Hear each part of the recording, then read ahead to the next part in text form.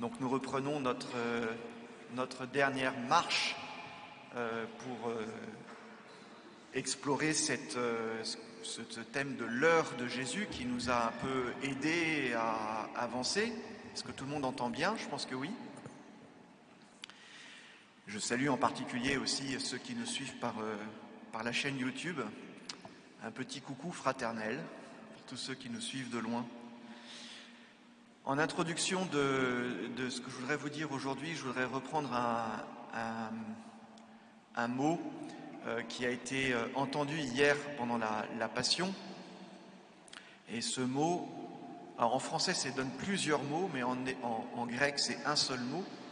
Ce mot c'est « tout est accompli ». Jésus, c'est la dernière parole de Jésus sur la croix dans l'évangile selon saint Jean, tout est accompli. Donc je le redis en grec, ça se dit tétélestai, tétélestai. Ce mot tétélestai, c'est la même racine que télos, qui est traduit autrement dans l'évangile de Jean au chapitre 13, verset 1, qu'on a entendu pour le coup jeudi soir. Je répète ce verset. Jésus qui était dans le monde aima les siens qui étaient dans le monde, et il les aima jusqu'au bout. Voilà, jusqu'au télos, jusqu'à l'extrême, jusqu'au maximum, jusqu'à l'accomplissement. On pourrait traduire comme ça à chaque fois. Hein.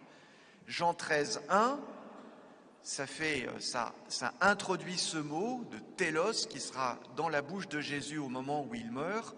Tout est accompli. Ce sont les mêmes mots. Ce sont les mêmes mots. Alors, ces mots-là dessinent l'heure de Jésus. Jean 13, 1, c'est le début de l'heure de Jésus, et tout est accompli, c'est pour ainsi dire la fin, l'accomplissement de cette heure. Et précisément, c'est un accomplissement, c'est un maximum. D'une certaine manière, il n'y a plus rien à rajouter. Ça peut vous sembler choquant parce que à la fin du Vendredi Saint, les choses ne sont pas encore nouées. Il manque en particulier le dimanche de Pâques. Vous êtes d'accord avec moi? Mais n'empêche que quand Jésus dit « tout est accompli », c'est véritablement tout qui est accompli. Il a achevé les mystères de sa vie terrestre. Donc, il a donné le maximum de son amour. Ce qui veut dire ceci. Ce qui veut dire que samedi saint, le jour dans lequel on va étudier un peu aujourd'hui, mais surtout le dimanche de Pâques, c'est rien d'autre que ce qui a été fait au Vendredi Saint, mais d'une manière particulière. Vous savez, on dit que l'amour est diffusif de soi. Ça va? L'amour est diffusif de soi. Quand on aime, on ne garde pas ça pour soi. Vous êtes d'accord avec moi? On a envie de le communiquer. C'est comme la joie. C'est diffusif de soi. Ça se diffuse. On a envie de le partager. On a envie de... Voilà. Eh bien, tout se passe comme si Jésus avait condensé son amour dans son heure, jeudi saint, vendredi saint, et puis samedi saint et surtout dimanche de Pâques, il va communiquer cet amour. Il va communiquer cet amour. On a comme un trop-plein au Vendredi Saint et ça va maintenant se communiquer. Et ça commence dès maintenant au Samedi Saint. Ça commence dès maintenant au Samedi Saint avec ce qu'on appelle la descente aux enfers. Et c'est ce dont je vais vous parler ce matin, la descente aux enfers. Vous voyez, donc on rentre dans une étape nouvelle du Triduum pascal où il s'agit maintenant pour Jésus de communiquer ce qu'il a acquis sur la croix. Ça va? Donc il ne rajoute rien de plus, mais maintenant il communique sur la croix. Il communique ce qu'il a acquis sur la croix. Alors pour rentrer dans ce mystère du Samedi Saint, il faut commencer par remarquer une chose, c'est le caractère bizarre de ce jour. C'est un jour étrange, qui est comme fiché entre le Vendredi Saint et le dimanche de Pâques, mais on est un peu comme des ronds de flanc. On ne sait pas très bien quoi faire ce jour-là, n'est-ce pas? C'est curieux. Est-ce qu'on doit jeûner? Est-ce qu'on ne doit pas jeûner? Est-ce que c'est encore le Vendredi Saint? Il n'y a pas de célébration liturgique, il y a celle de ce soir, mais sinon, il n'y a pas de messe spéciale du Samedi Saint. c'est même une ordonnance de l'Église de ne pas célébrer la messe le samedi saint. Et donc c'est un jour qui est un peu particulier, un jour bizarre. C'est un jour bizarre que l'Écriture mentionne juste en passant, puisqu'on a beaucoup de chapitres et de versets pour le vendredi saint, on l'a lu hier, c'est assez long, 2 chapitres de Saint Jean, donc beaucoup de versets, beaucoup de mots, et puis juste on dit, on a embaumé Jésus, on l'a déposé au tombeau, et c'est tout. Et le samedi saint, on dit rien, on ne sait pas ce qu'on dit. Je ne sais pas ce qu'ont fait les disciples le jour du samedi saint. Ils sont allés chez les uns, chez les autres, ils ont bu du thé, peut-être. Je ne sais pas ce qu'ils ont. Il n'y a rien. On ne dit rien sur ce jour-là. On précise simplement, et ça c'est très important, on précise simplement que Jésus a été mis au tombeau et qu'ensuite on a respecté le Shabbat, puisque le samedi saint c'est le jour du Shabbat. Alors c'est très important qu'on dise que Jésus a été mis au tombeau, qu'il a été embaumé et mis au tombeau. Donc il est important pour la Bible d'attester la mort de Jésus. Ça, c'est vraiment important ce que je vous dis là. On atteste de la mort de Jésus. Savez-vous pourquoi ? Parce que la Bible ne reconnaît de résurrection véritable que de résurrection d'entre les morts. C'est vraiment important ce point-là. Il faut que Jésus soit mort pour qu'il ressuscite. Ce qui fait que la résurrection chrétienne, c'est quelque chose de tout à fait unique, qui n'est pas... vous savez, il y a des opinions qui consistent à dire que Jésus ne serait pas complètement mort. Vous connaissez ces opinions. Par exemple, dans l'islam, on dit en fait Jésus ne serait pas complètement mort. Mais non, non, la Bible, si on se fie au témoignage de l'Écriture, c'est très clair. Jésus est vraiment mort. Il est mort, on l'a mis au tombeau, on l'a embaumé, on l'a enseveli, et c'est vraiment important qu'il soit mort. Et juste avant, d'ailleurs, dans l'évangile de Jean, vous savez, quand on donne un coup de lance dans le cœur du Seigneur, voilà, Jean dit, il en sortit de l'eau et du sang, donc il y a une séparation, moi je ne connais pas très bien les données physiologiques de l'affaire, mais une séparation du sang en 2 liquides, quelque chose qui ressemble à de l'eau et quelque chose qui ressemble à du sang, et c'est un signe de nécrose. Vraiment pour attester que Jésus est vraiment mort. Donc non, Jésus est vraiment mort, il est mis au tombeau, et ça c'est véritablement important. Voilà ce que l'on dit, ça c'est juste à la fin du vendredi saint, voilà, et puis le samedi saint, on le laisse au tombeau. C'est vraiment important qu'il soit au tombeau. Voilà. Et on ne sait pas très bien encore une fois, on ne sait pas très bien ce que les gens ont fait pendant qu'il est... Ah ben c'est mieux. On ne sait pas très bien ce que les gens ont fait quand il était au tombeau, si ce n'est que peut-être que Marie a attendu, je reviendrai là-dessus tout à l'heure, et que les disciples, ils ne savaient pas très bien quoi faire. Voilà. Il y a un passage dans la Bible, dans la première épître de Pierre, où on dit ce qui s'est passé le samedi saint. Je vous le citerai tout à l'heure. Mais sinon, on ne dit rien. Parce que l'Écriture ne dit pas grand-chose à propos du samedi saint, l'Église a mis, elle aussi, du temps à comprendre ce qui se passait pendant ce samedi saint.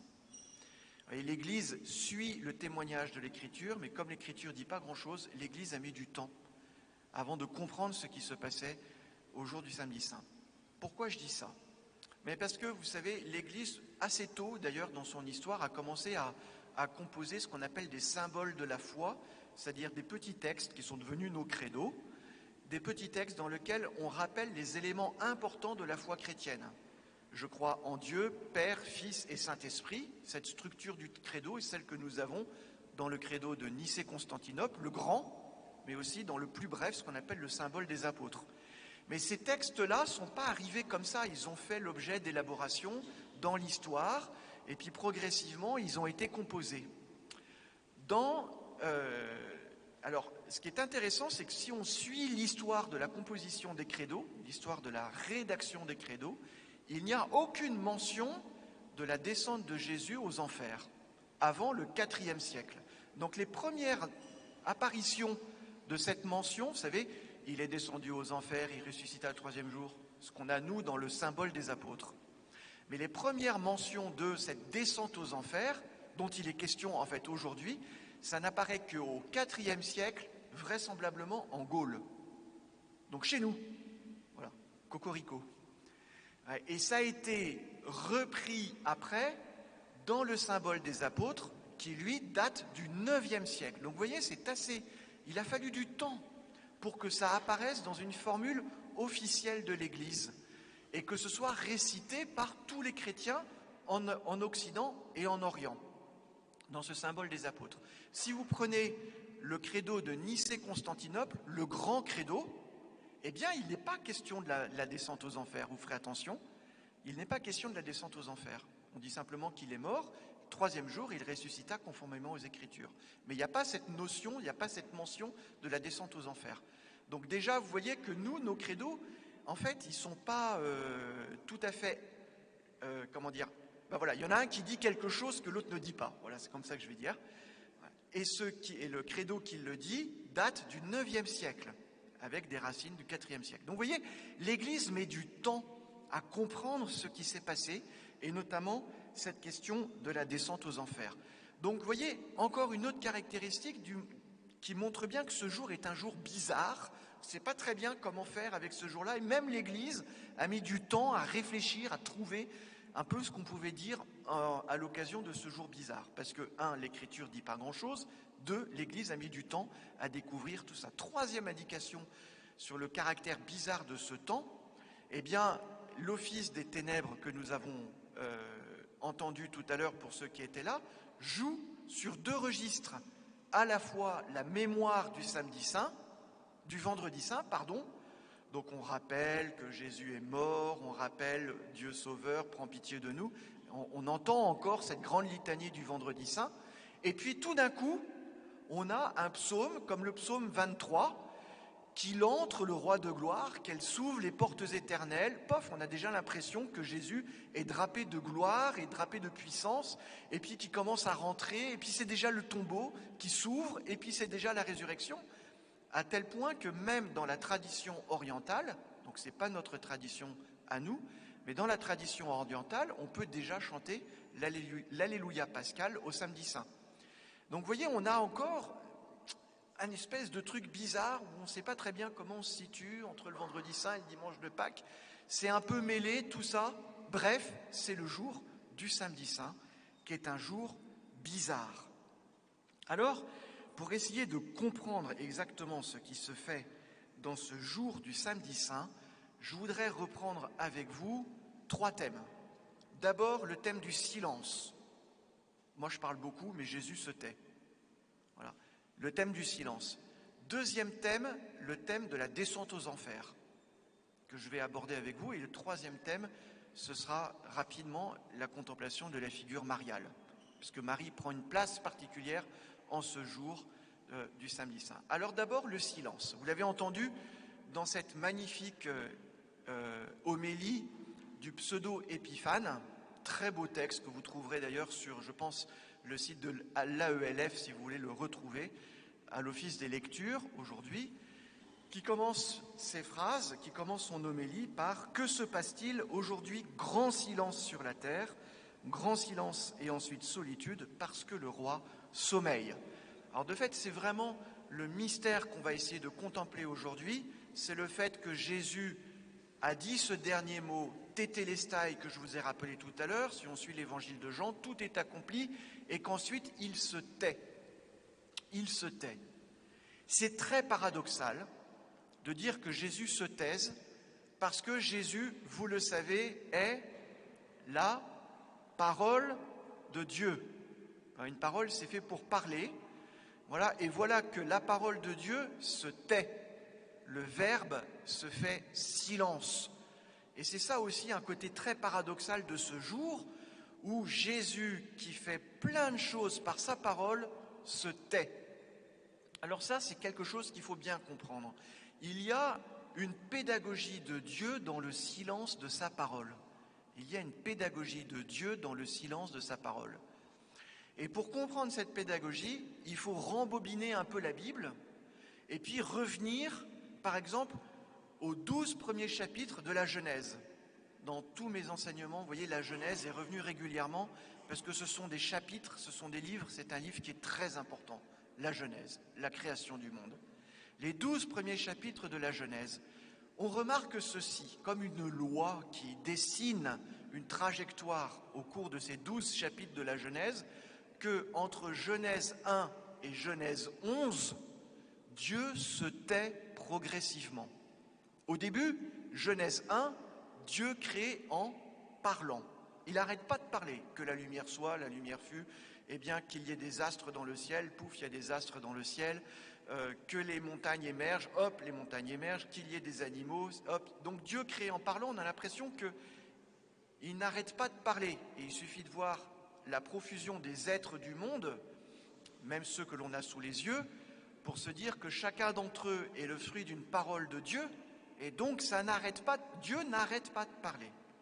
Puis, Genèse 2, il crée l'homme et la femme, il leur adresse la parole encore, leur donne un code de bonne conduite, une première loi, tu mangeras de tous les arbres sauf de celui qui est au milieu, l'arbre de vie, etc., enfin l'arbre de la connaissance du bien et du mal, etc., etc.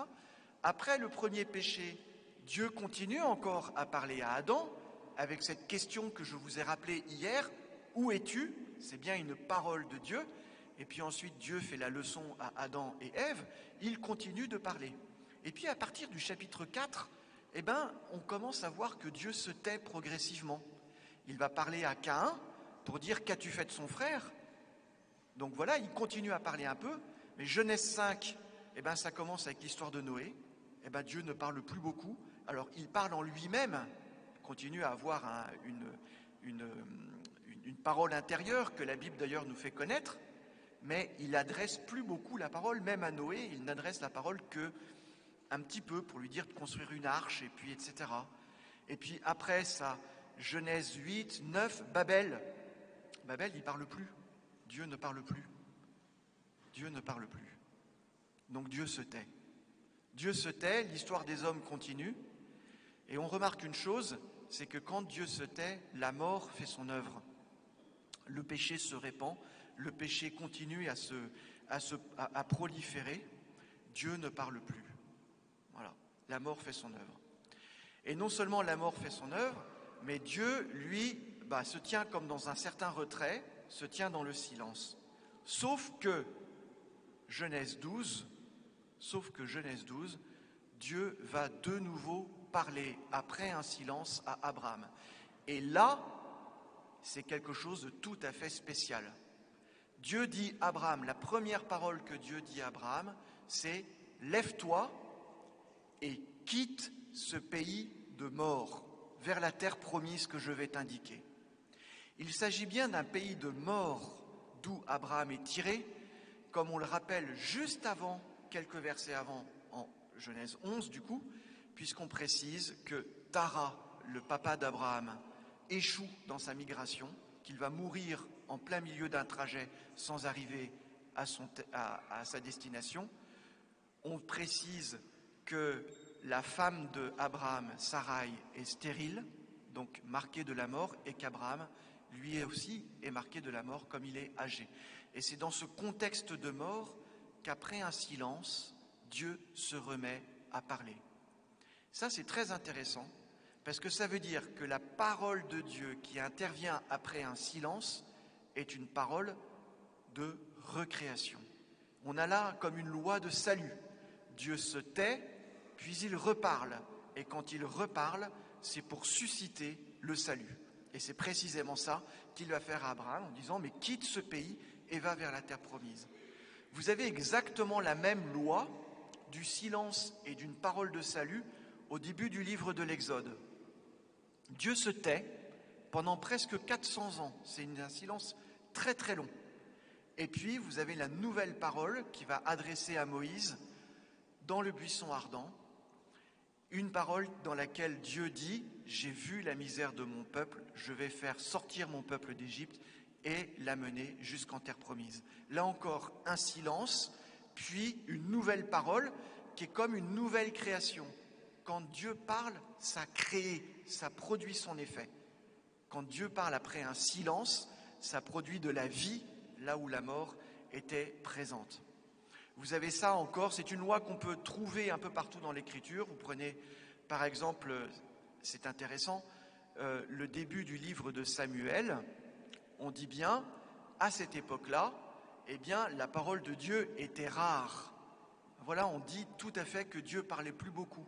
Et puis Dieu va adresser la parole à Samuel, ça va être un grand prophète au sein du peuple, et Samuel va faire advenir quelque chose de tout à fait nouveau, qui est précisément la royauté dont David sera une figure unique.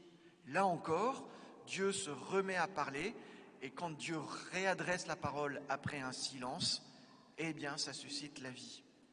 Mais cette loi-là, vous voyez, du silence puis d'une nouvelle parole, s'applique tout à fait aujourd'hui, au jour du samedi saint. Silence de Jésus, et puis nous entendrons une nouvelle parole ce soir à la vigile pascale, celle qu'a rappelée d'ailleurs le pseudo-épiphane dans son Émélie. Éveille-toi, ô toi qui dors, et le Christ t'illuminera. C'est la parole de la résurrection. Et la parole de Jésus sera la paix soit avec vous. Vous voyez, silence, deux nouvelles, et puis de nouveau une parole. Si Dieu impose un silence aux hommes, c'est pour que nous fassions attention à la nouvelle parole qui vient. C'est toujours plus facile de se faire entendre quand il y a du silence. C'est tout bête, hein ? Mais donc, si Dieu impose un silence, c'est pour que nous fassions attention à la parole qui va arriver ce soir. Donc aujourd'hui, on se tait, grand silence, mais parce qu'il faut qu'on fasse attention à ce qui va être dit ce soir. Vous voyez comme quoi la liturgie a adopté ce silence du Verbe pour nous faire entendre l'annonce pascale et notamment l'exultète qui aura lieu, qui va être chanté ce soir. Ça, c'était mon premier spot, si vous voulez, mon premier, sur le samedi saint. La deuxième perspective, le deuxième spot qui va être un peu plus déployé, c'est le silence du Christ qui est mort pour tous les hommes et que l'Église comprend comme la descente aux enfers. Il se passe quelque chose d'assez étonnant, c'est que le silence de Jésus, le silence de la mort de Jésus sur laquelle je vais revenir, n'est pas un silence dans lequel il ne se passe rien. Ça, c'est quand même très étonnant. Même quand Dieu est mort en Jésus, il est à l'œuvre. Ça, c'est fou. Même quand Dieu est mort en Jésus, il est à l'œuvre. C'est ce que nous donne à comprendre, en fait, ce dont on veut faire mémoire aujourd'hui. Le silence de Jésus est un silence actif, et de fait, en ce jour du samedi saint, notamment avec la descente aux enfers, on commence à comprendre que ce qui a été fait au vendredi saint atteint une dimension absolument étonnante. Pour bien comprendre ce point, il faut partir d'une thèse que l'Évangile adresse aux chrétiens, une thèse qui est de dire, cette thèse elle est très simple, dire Jésus est solidaire de tous les hommes. Ça c'est une thèse que tout le monde connaît. Jésus est solidaire de tous les hommes. Mais il faut bien comprendre cette thèse. Je vais essayer de la développer un peu, mais je reprends ce qui a été dit jeudi soir à l'Évangile. Jésus qui était dans le monde, aima les siens qui étaient dans le monde, vous commencez à connaître la ritournelle, et il les aima jusqu'au bout, jusqu'à l'extrême, jusqu'au max, tout ce que vous voulez mettre, à fond. Voilà, il les aima à fond. Totalement, et hier j'ai essayé d'expliquer ça aussi en disant que, en acceptant toutes les conséquences de cet amour, y compris le fait de devoir, de prendre sur son corps la souffrance qui est liée au péché des hommes, ça je l'ai développé hier. Mais il en accepte absolument toutes les conséquences et il accepte jusqu'à la conséquence de la mort. Solidaire des hommes jusqu'au bout, ça veut dire solidaire jusque dans la mort. C'est très paradoxal parce que la mort, c'est quelque chose que l'on vit seul. C'est quelque chose que l'on vit seul. On peut avoir de la compassion, on peut accompagner ceux qui meurent, mais quand on meurt, on est seul. On est seul à effectuer ce passage. D'ailleurs, c'est ça le grand drame de la mort, c'est qu'on est seul à faire face à sa propre mort. Il n'y a pas de plus grande solitude que celle de la mort. C'est pour ça que dans le « Je vous salue Marie », on dit bien « Maintenant, priez pour nous pauvres pécheurs, maintenant », et puis au moment de la mort, parce que c'est là où on a le plus besoin d'être accompagné par quelqu'un qui soit capable de franchir cette espèce de solitude incroyable de la mort. Vous êtes d'accord ? Donc on peut accompagner des mourants, bien sûr qu'on les accompagne, on les entoure de notre affection, on est présent à leur côté, etc. Mais au moment de la mort, c'est vrai qu'il y a quelque chose, une solitude terrible, terrible. La solidarité de Jésus veut aller jusqu'à ce point-là. Et l'Évangile nous le donne de le comprendre de manière assez particulière. Dans l'Évangile de Jean, par ce petit mot, il les aima jusqu'à l'extrême. Mais ce ne serait pas l'extrême si jamais Jésus ne nous aimait pas jusque dans la mort. Mais dans l'Évangile de Matthieu, on a encore une autre indication que je trouve intéressante. Eh bien, la scène à laquelle je fais référence, c'est une scène qui raconte l'entrée de Jésus dans le monde au moment de Noël, juste avant Noël. Juste avant Noël, vous avez Joseph qui est là et qui est tout à fait embarrassé parce qu'il se rend compte que Marie est enceinte du fait de l'Esprit Saint, et vous vous souvenez de ce passage, il a émis en lui-même l'opinion de la répudier en secret. Vous vous souvenez de ce passage-là? Et puis, il reçoit la visite d'un ange. Et l'ange dit à Joseph, « Ne crains pas de prendre chez toi Marie, ton épouse, elle va enfanter un fils de l'Esprit Saint auquel tu donneras le nom de Jésus. » Auquel tu donneras le nom de Jésus. Jésus, vous le savez, mais si vous ne le savez pas, je vous le rappelle, ce nom en hébreu, Yeshua, signifie Dieu sauve. Ye pour Dieu, Shua, Dieu sauve. D'accord? Donc, Jésus sauve. Et c'est bien ce que dit l'ange, d'ailleurs, car c'est lui qui sauvera le peuple de ses péchés. Et ensuite de ça, Matthieu, on se demande si Matthieu n'a pas fumé un coup, s'il n'est pas un peu, voilà. Il dit, tout ceci arriva, et il cite une citation d'Isaïe, tout ceci arriva afin que s'accomplisse la parole adressée par le prophète Isaïe. Voici que la Vierge est enceinte, vous connaissez cette prophétie d'Isaïe, elle enfantera un fils auquel on donnera le nom de Emmanuel. Et on se dit, zut alors, ça aurait été tellement plus simple, auquel on donnera le nom de Jésus. Mais non, auquel on donnera le nom d'Emmanuel. C'est très intéressant parce que vous voyez Isaïe, en tout cas Matthieu, est en train de nous dire qu'en fait, Jésus a deux noms. Il y a évidemment Dieu sauve et puis il y a Emmanuel. Mettez ces deux noms ensemble et posons-nous la question, comment Dieu va-t-il nous sauver? En étant avec nous, puisque vous savez qu'Emmanuel veut dire Dieu avec nous. Donc, comment Dieu va nous sauver? En étant avec nous. Emmanuel, c'est le nom qui dit la mission de Jésus, le comment du salut. Il nous est donné par ce prénom-là, Emmanuel, le comment du salut. Comment Dieu nous sauve? En étant avec nous. Mais en étant avec nous jusqu'à l'extrême. Reprenons Jean.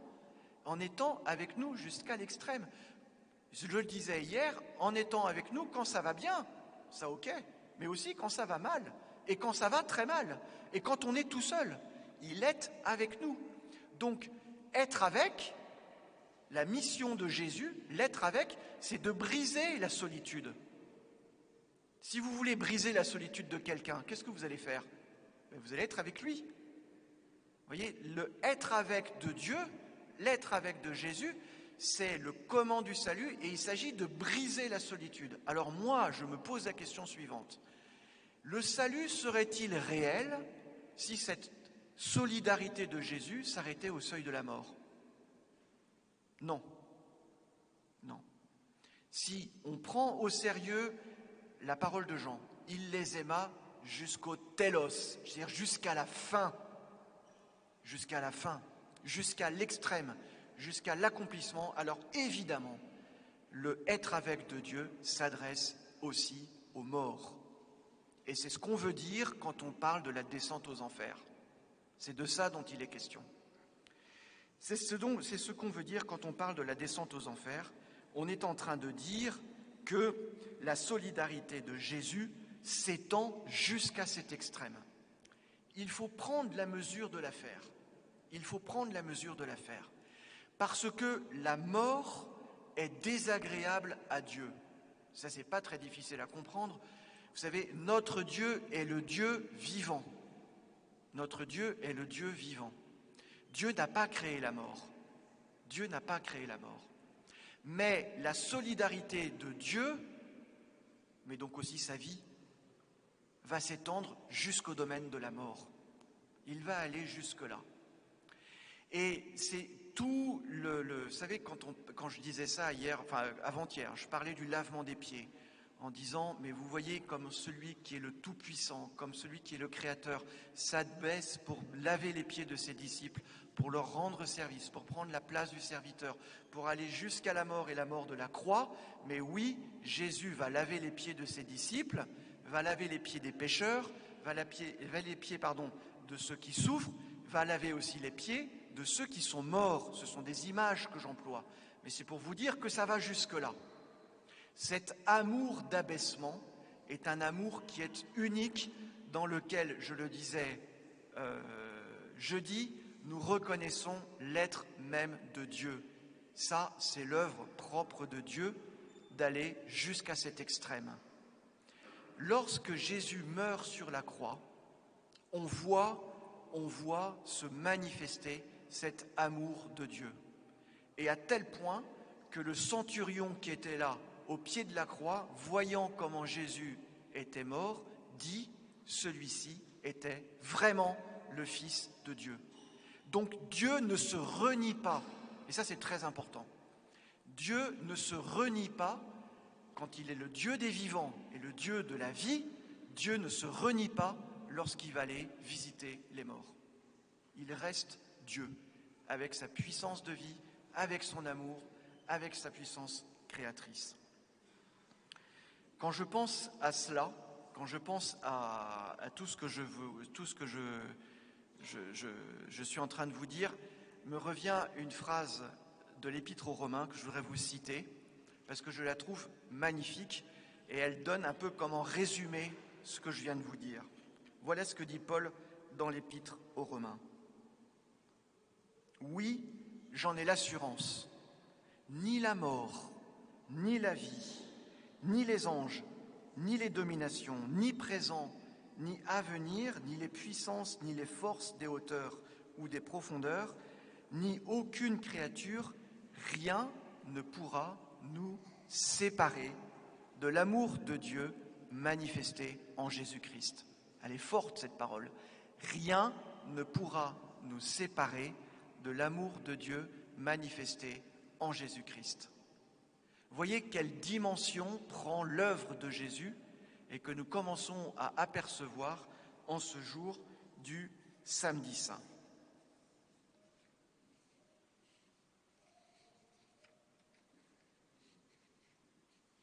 Alors on va essayer de comprendre encore un petit peu plus les choses.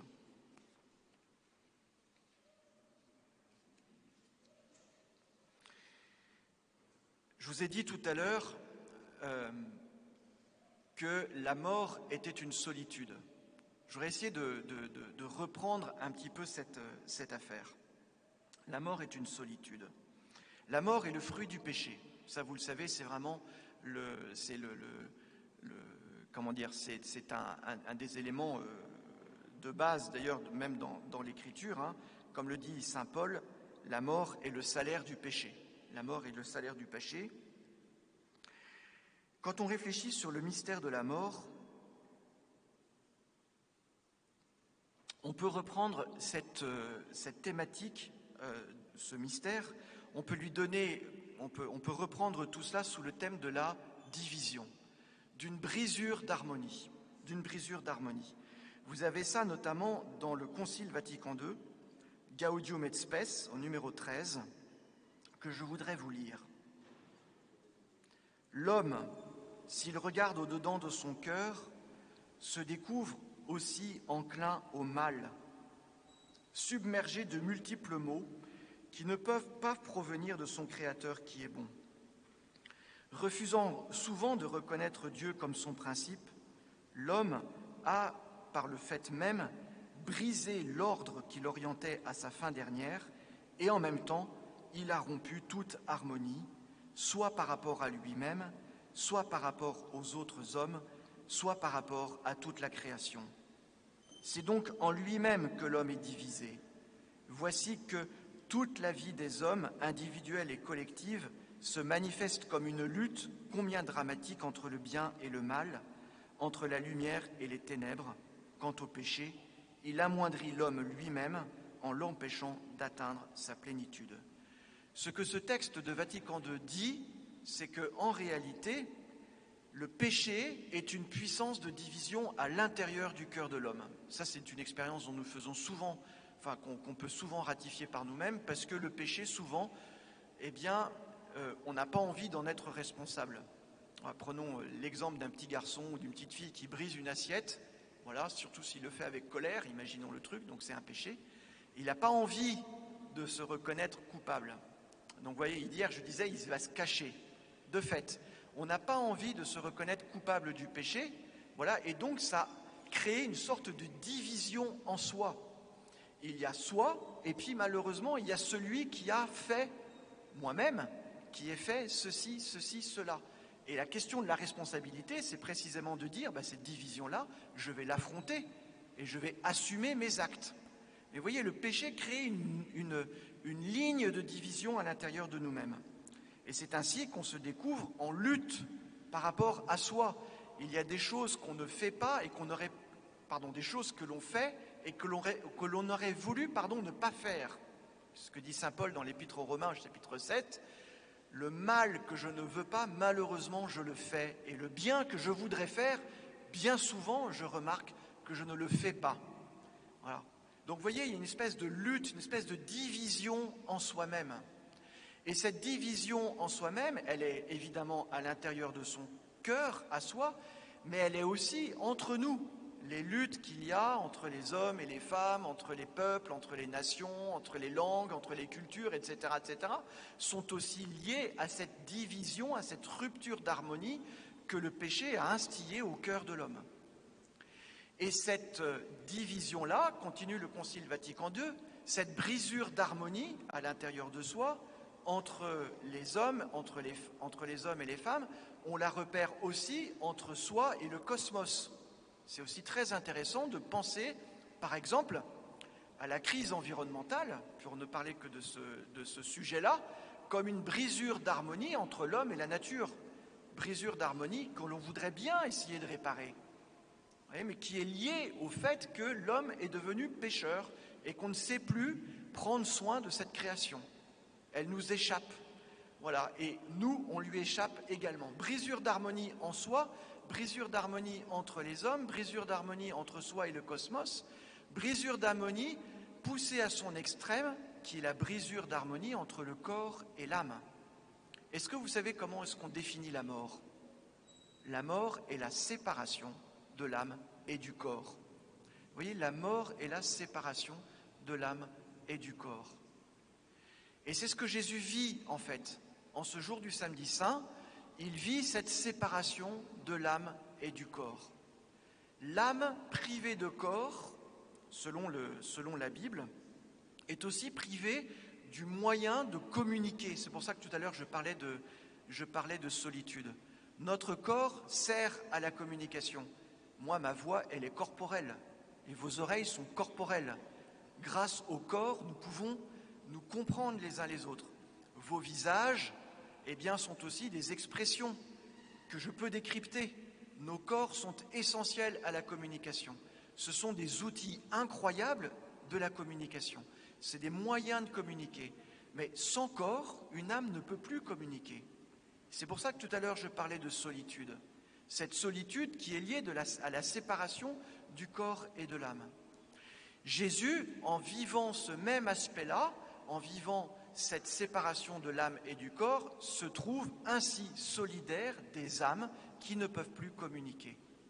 Mais lui, il a un outil que nous n'avons pas, c'est qu'il est Dieu. C'est ça le truc. Il est Dieu. Et en étant Dieu, alors je suis désolé, c'est un peu de la christologie, mais en étant Dieu qui reste associé, solidaire de son âme humaine, Jésus a une âme humaine comme nous, eh bien, il vient se rendre solidaire de ces âmes qui sont dans le Sheol. Dans le Sheol. Et en restant solidaire de ces âmes qui sont dans le Sheol, il vient leur redonner l'espérance de retrouver cette communion, de retrouver la communion. Jésus ne nous laisse absolument plus seuls. Voilà, Jésus vient réparer cette brisure d'harmonie. C'est ce que dit en fait l'épître de Pierre en ce jour, le seul texte quasiment que nous pouvons retenir de la Bible d'aujourd'hui. Je voudrais vous lire la première épître de Pierre, chapitre 3, verset 19, chapitre 4, verset 6. En effet, dit Pierre, le Christ lui-même a souffert pour les péchés une fois pour toutes, lui juste pour les injustes, afin de vous présenter à Dieu, lui mort en sa chair, mais rendu à la vie par l'Esprit. Et c'est ça qui est intéressant. C'est alors qu'il est allé prêcher même aux esprits en prison, aux rebelles d'autrefois, quand se prolongeait la patience de Dieu au jour de Noé, alors qu'on construisait l'arche dans laquelle peu de gens, etc., furent sauvés. Même aux morts, dit Pierre plus loin, même aux morts, la bonne nouvelle a été annoncée, afin que, jugés selon les hommes dans la chair, ils vivent selon l'Esprit du Seigneur. La mort, je disais, est un lieu de solitude, mais à partir du moment où le Christ, l'Emmanuel, se rend solidaire des morts, la mort n'est plus un lieu de solitude. Qu'est-ce qui se passe ? Qu'est-ce qui se passe ? Hier, je vous ai raconté à l'homélie le témoignage d'un jeune homme qui a vécu une EMI, vous savez, une expérience de mort imminente. Ce sont des choses que l'on trouve aussi ailleurs. Ce jeune homme a rencontré Jésus. Donc il était proche de la mort et il a rencontré Jésus. Et je vous ai dit hier que ce qui était frappant dans ce témoignage, c'est que le Christ portait dans son corps, à lui, à Jésus, les mêmes blessures que ce jeune homme portait dans son propre corps, blessé à la tête et aux jambes. C'est quand même frappant. Vous voyez, on voit que là, quand on dit que Jésus prend nos souffrances, oui, il prend vraiment nos souffrances. Ce que nous dit l'Évangile, c'est vrai. C'est une manière pour Jésus de nous aimer que de prendre notre propre ressemblance et nos propres traits. Voilà. Mais vous voyez, à la mort, que se passe-t-il ? Eh bien, nous ne sommes plus seuls. Et donc la mort devient un des lieux où nous rencontrons le Christ. Tout homme, toute femme, chrétien ou non, quelles que soient ses convictions, quelle que soit sa religion, à partir du moment où Jésus est mort pour lui, et de fait il est mort pour tous, rencontre le Christ au moment de la mort. Rencontre le Christ au moment de la mort.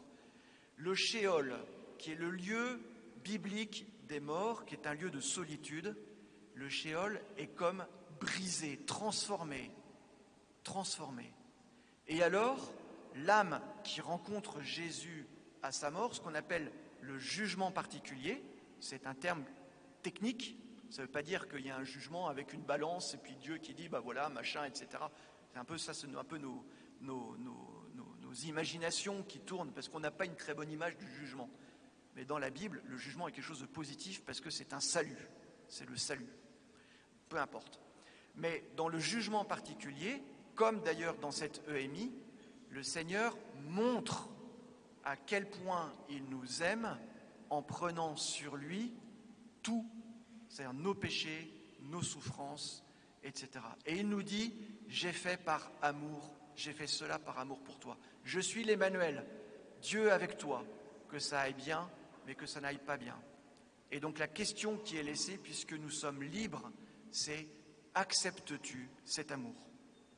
Acceptes-tu cet amour ? Et comme vous le savez, il y a deux possibilités. Il y a l'acceptation de l'amour, donc le pardon des péchés. Ça, le Concile Vatican II le dit.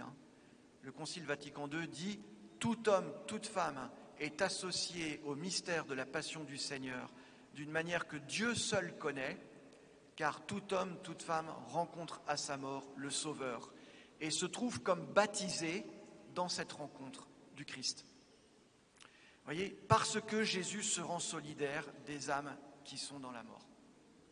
Donc l'acceptation, c'est ce qu'on appelle trivialement paradis-purgatoire. Donc le purgatoire n'est pas un moyen terme entre l'enfer et le paradis. Ça c'est important ce que je vous dis. Le purgatoire n'est pas, il n'y a pas trois voies. Il n'y a pas l'enfer, le paradis, le purgatoire. Non, il n'y en a que deux. D'accord ? Il y a l'acceptation, purgatoire, paradis, et puis il y a le refus. Le refus de la miséricorde, qui est pour souvent ce qu'on appelle l'enfer. Ici, je précise une chose. Il s'agit de l'enfer au singulier. Il ne s'agit pas des enfers. Les enfers, c'est le lieu de la mort, entre guillemets, lieu un peu mythologique, parce qu'on ne sait pas très bien comment en parler. Donc on appelle ça les enfers. Quand on parle de la descente du Christ aux enfers au pluriel, on ne dit pas que Dieu est allé en enfer. Ça va, vous suivez ? Il y a une distinction qui n'est pas simple à... Mais les mots sont importants. On ne dit pas que Dieu est allé en enfer. On dit que Dieu a visité les morts. Ça s'appelle les enfers.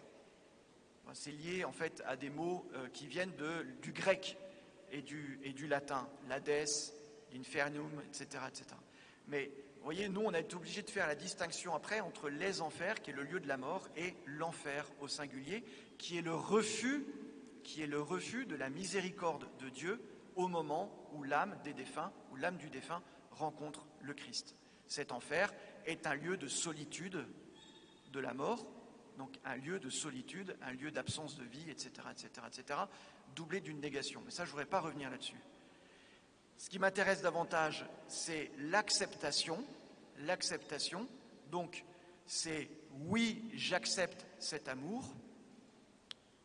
Et cette acceptation est orientée sur ce qu'on appelle le paradis, c'est-à-dire la communion avec Dieu. J'accepte que Dieu soit véritablement solidaire de moi. Donc j'accepte cette communion, ce qu'on appelle le paradis, qui peut être précédé, comme vous le savez, d'un moment où on se prépare à cette communion, ce qu'on appelle le purgatoire. Mais il me semble vraiment important de bien comprendre que, vous voyez, paradis et... c'est pas trois voies, vous avez bien compris, il n'y a pas trois voies, l'enfer pour ceux qui disent non, le paradis pour ceux qui disent oui, et puis au milieu le purgatoire pour dire je me tâte encore un peu. Non, il n'y a pas ça. En tout cas, c'est pas ça qu'enseigne l'Église. D'accord ? Donc on a bien simplement deux voies. Voilà ce que je voulais vous dire sur cette descente du Christ aux enfers. Mais vous comprenez aussi que quand je dis qu'en ayant vécu le mystère de sa mort, le Christ se rend solidaire de tout homme, on est déjà en train de parler de la mission du Christ, la mission universelle de Jésus. Ça, c'est vraiment un point de foi.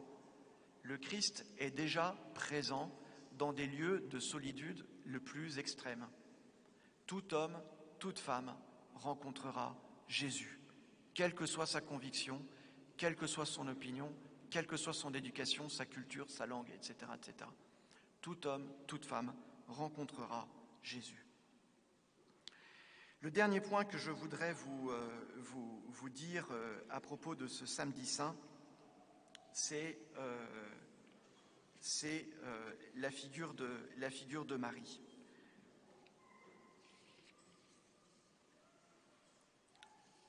Marie n'avait pas encore, entre guillemets, l'épître de Pierre et le développement de l'Église pour regarder ce qui se passait sous ses pieds, entre guillemets, en enfer, ou dans les enfers, pardon. Elle n'avait pas encore tout cela.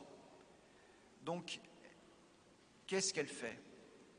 Elle vit le Shabbat, je le disais tout à l'heure. Elle vit le Shabbat dans le repos et dans le silence, mais elle vit le Shabbat dans l'espérance.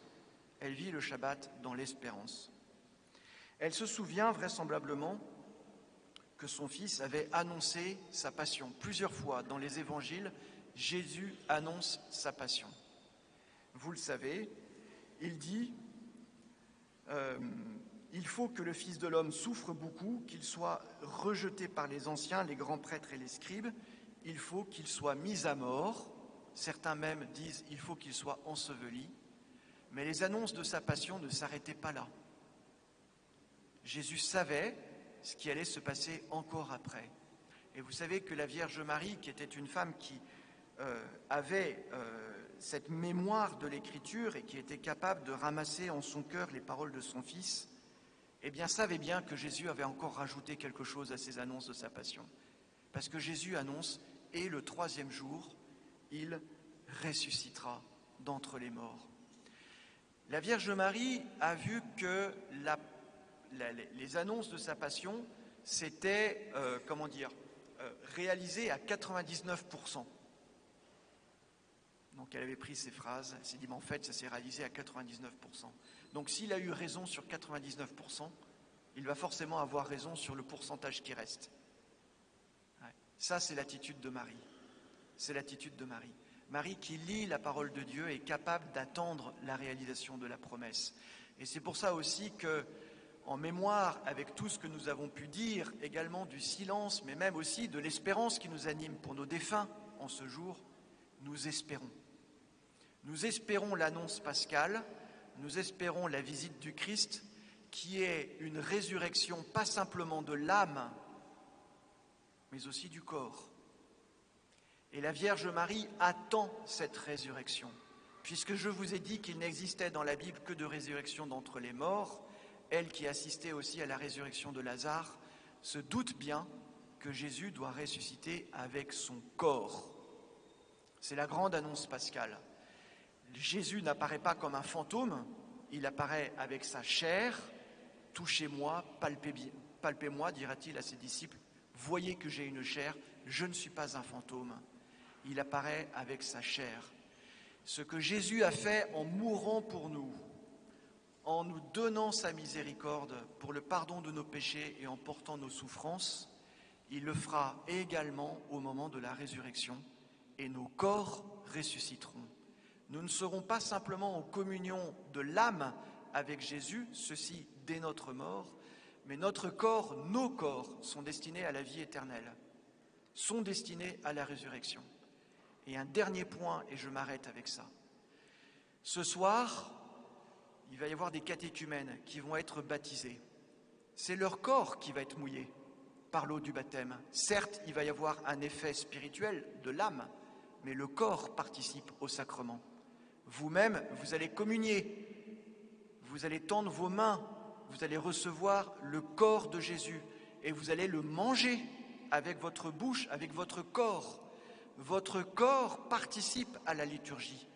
La liturgie, ce n'est pas simplement une flopée d'âmes qui serait présente et absente des corps, non. Nous sommes là bien de corps et d'âme. Ça montre que nos corps sont destinés à recevoir l'annonce du salut. C'est cette annonce-là qui est préfigurée, qui est comme commencée par l'annonce pascale, mais elle doit s'accomplir à la résurrection finale, au jour où nous ressusciterons tous avec nos corps, pas simplement nos âmes, mais avec nos corps. Et c'est pour ça que dans le credo, il est fondamental que l'on dise que nous attendons la résurrection des corps. Eh bien, c'est ce grand mystère que je vous propose que nous attendions également avec la Vierge Marie, elle qui attendait la résurrection de son Fils, pas simplement d'âme, mais de corps, que nous puissions nous aussi tourner nos regards vers la résurrection de tout homme, de toute femme, et notamment de ceux que nous aimons, pour que nous puissions être en communion avec eux, pas simplement d'âme, mais aussi de corps.